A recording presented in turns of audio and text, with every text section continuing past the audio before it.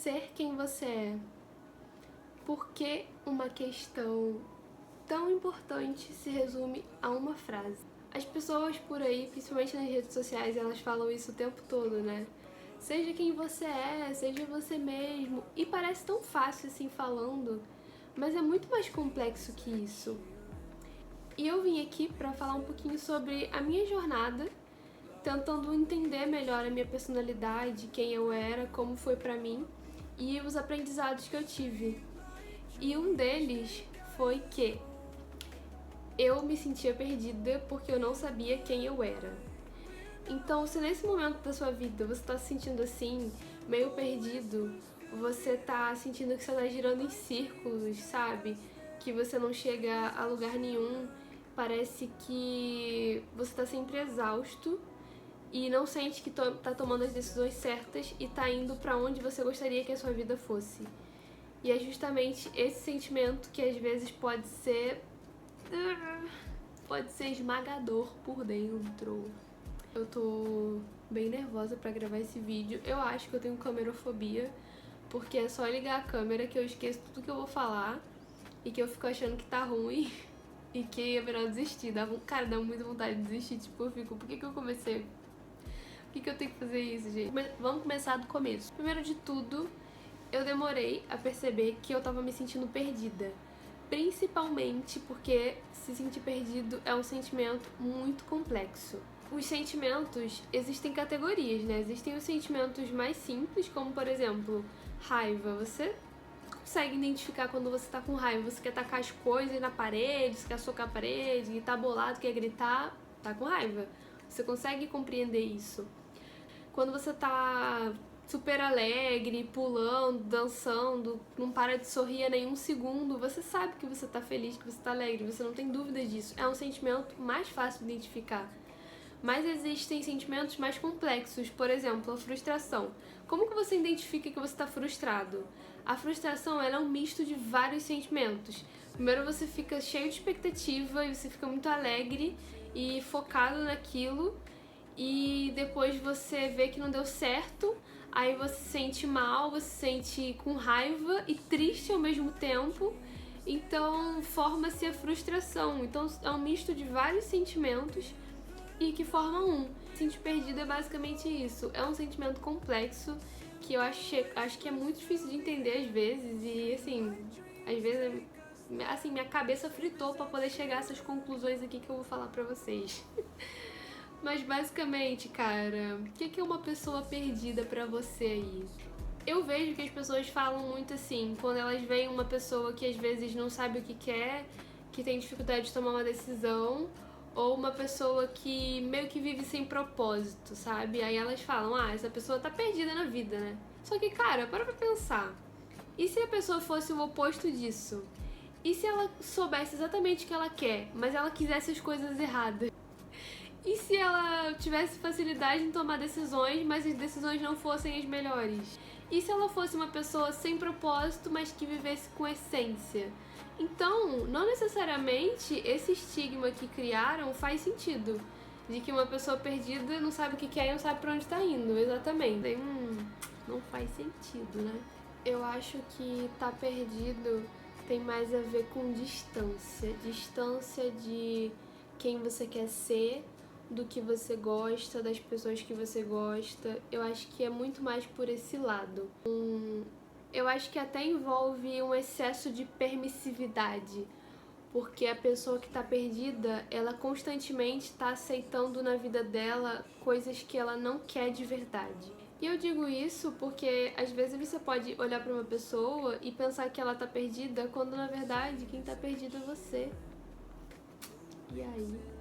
E eu comecei a descobrir que eu tava me sentindo perdida porque muitas vezes eu tava no lugar que eu queria estar.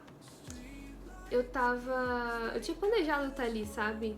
Mas eu não sentia que eu tinha que estar ali. Eu tava com as pessoas que eu gostava, mas eu não me sentia conectada com elas. Era uma sensação realmente de desconexão. E eu tava sempre me sentindo muito exausta mesmo. E o pior de tudo, qualquer decisão que eu pensasse que eu tinha que tomar, nada parecia estar certo, assim. É o famoso dilema do jovem. Não fique tão apressado para tomar as decisões porque você tem muito tempo, mas não demore muito para tomar decisões, senão você vai ficar para trás e o tempo passa. Cara, esse dilema dia após dia, isso sugava minha mente. Eu não me sentia satisfeita comigo mesma, eu não sentia que eu tava tomando as decisões certas, eu não sentia que as pessoas me entendiam, que o brilho ia sumindo da sua vida, sabe? E teve uma hora que eu parei e pensei assim, eu falei, caramba, então será que é isso que é ser adulto? Será que é desse jeito aqui? Eu pensei que eu tinha chegado num momento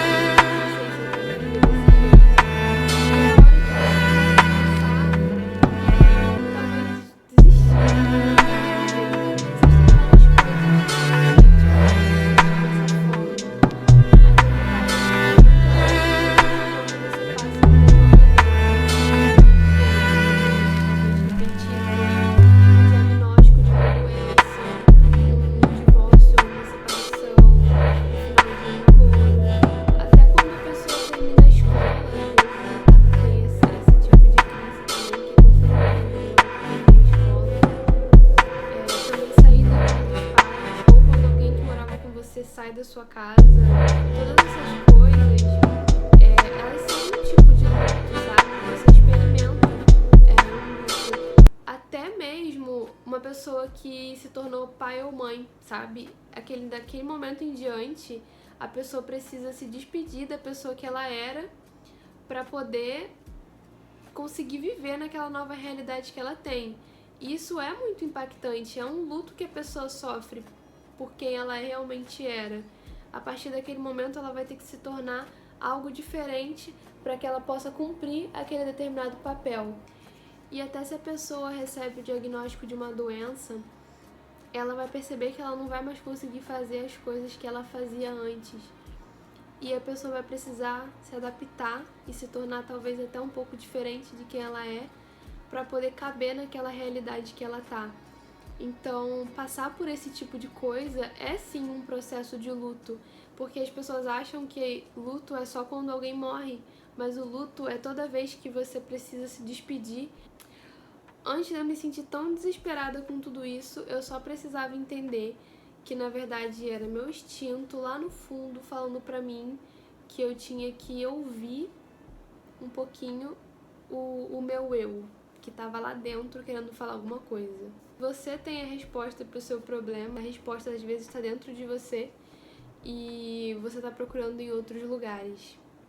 E a nossa personalidade, ela é formada com vários fatores. Envolve a nossa cultura, a situação econômica, como que foi a nossa criação, até algumas coisas da nossa genética, também os nossos padrões de pensamento, sentimentos e comportamentos. Eu diria assim, uma certa tendência de ser de um jeito. A gente já vem com isso. E aí quando pega isso e bota cultura, fatores econômicos, criação, isso forma você desse jeitinho aí que você é e desse jeitinho aqui que eu sou. Então, para saber se você tá sendo você mesmo, precisa de um termômetro. Você tem dificuldade de dizer não? Dificuldade de impor limites? Fica ali constantemente ouvindo das pessoas coisas desconfortáveis que você não gostaria de ouvir e simplesmente não consegue se colocar e se defender? Você anda com pessoas que têm a ver com você? Você age diferente da pessoa que você normalmente é? Você se pega agindo diferente? Meio que indo na onda das pessoas que estão ali? Como que você vai entender se a pessoa tem a ver com você? Eu vou jogar aqui um parâmetro e você faz o resto. Pode fazer o resto. Sabe aquele amigo que você senta na beira da calçada, sem um copo d'água perto, e a conversa simplesmente flui? E você não tem medo de repente dizer as coisas erradas ou de fazer algo que possa deixar a outra pessoa chateada. Você sabe que você não vai ser levado a mal. Tem até uma frase que eu acho que define tudo isso, que fala o seguinte: O amigo de verdade não é aquele que você tem sempre o que dizer, mas é aquele que você não fica desconfortável quando está em silêncio.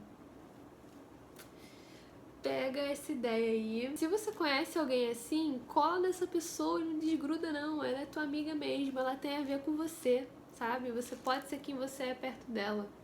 Do contrário, você tá com alguém conversando e tá com medo de dizer as coisas erradas, tá sempre preocupado de dizer o certo, de ser mal interpretado.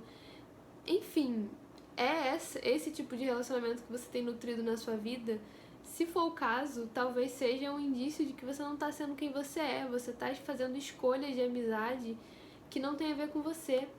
Ou simplesmente deixando que as pessoas escolham estar na sua vida, pessoas que talvez não te ajudem a ser melhor ou a ser quem você quer ser. E outra coisa também é quando você age diferente de quem normalmente você é. E eu acho que é uma pessoa que é meio camaleão, sabe? A pessoa camaleão, ela chega num lugar e ela se comporta exatamente conforme as outras pessoas estão se comportando. E às vezes você olha assim, você nem reconhece, você fala, eu acho que essa pessoa não é bem assim, não estou entendendo.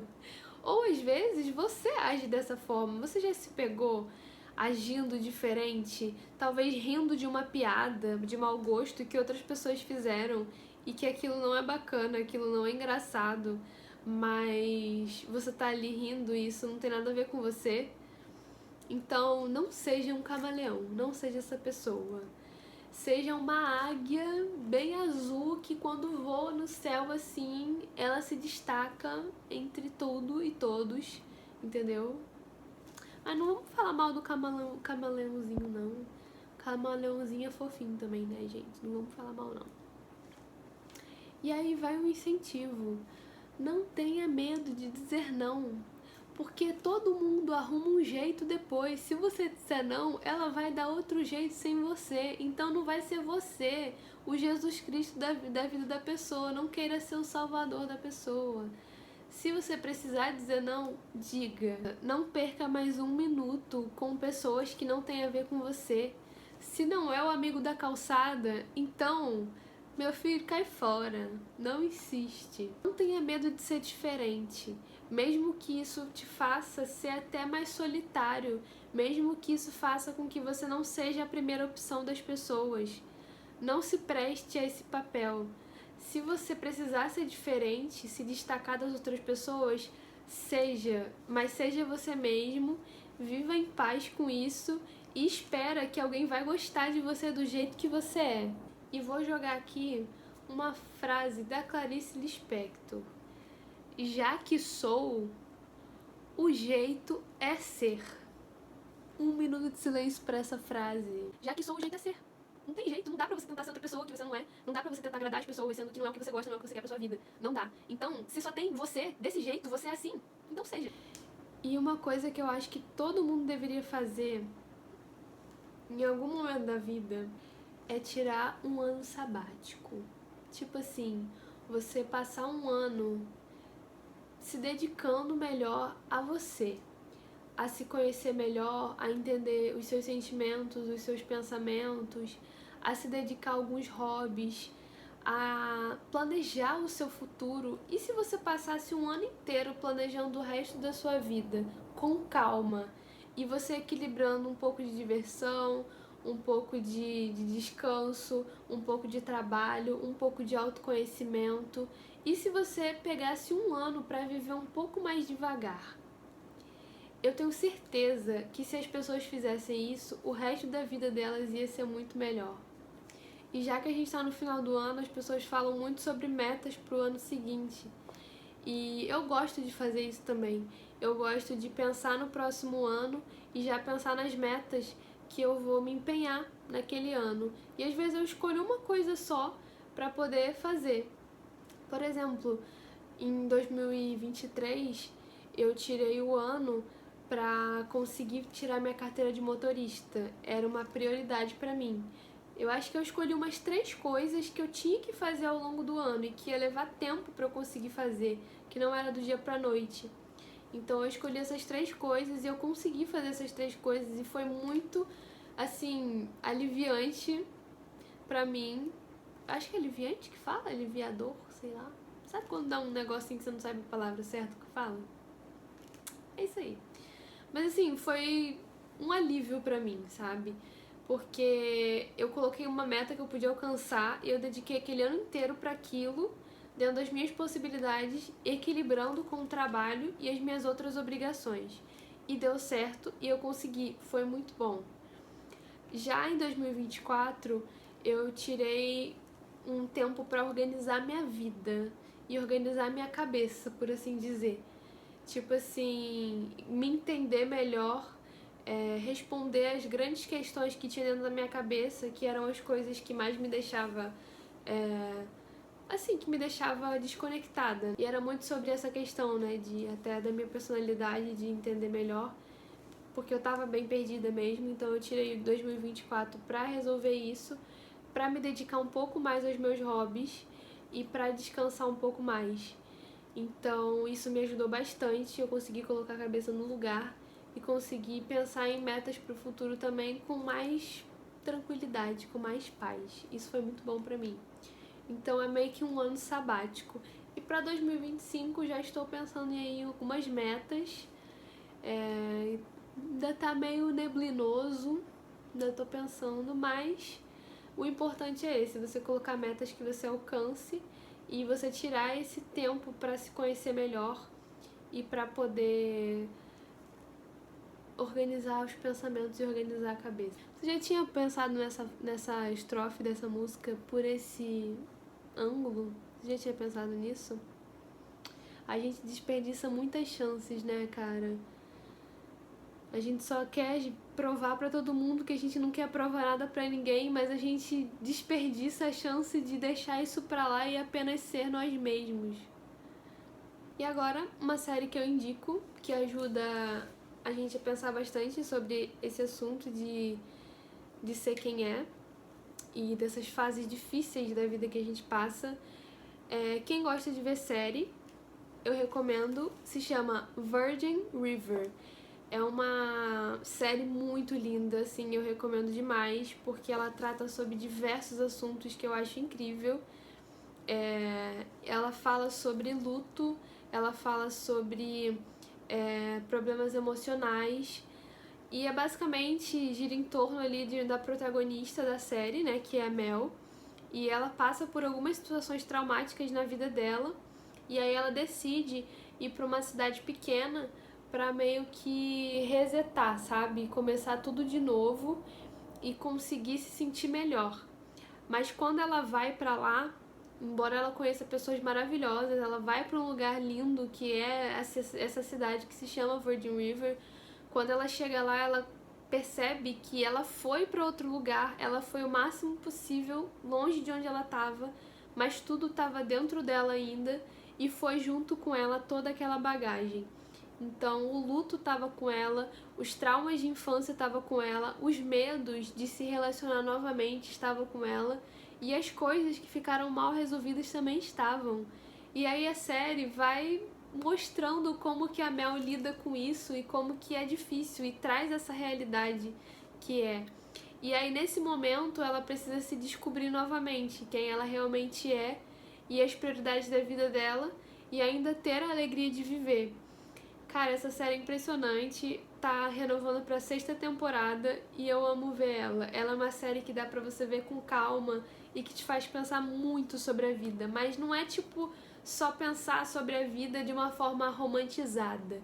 É sobre a realidade mesmo. Essa série ela trata sobre vários assuntos, sobre envelhecer, sobre um casamento que parece não tá dando certo e a pessoa quer separar, mas e aí tem que se reconectar um com o outro e tentar reviver isso, aquele amor que ainda existe. Fala sobre depressão pós-parto, gravidez na juventude, lidar com uma doença terminal. Olha, essa série, ela engloba tudo numa série só, sabe? Então, vai lá ver, vai lá, Netflix, tá? Vai lá na nossa amiga Netflix e vê Virgin River, é muito bom. e perceber como que essa história se desenrola e se identificar com essa personagem que é a Mel. Vai ser muito bom pra você se você tá nessa situação aí de se sentir meio perdida, de ter que se encontrar novamente depois de um diagnóstico, depois de um luto, uma mudança, um término e até a ausência de tudo isso, né? Então, se for o caso, vai lá assistir, depois me fala o que você achou. E é isso!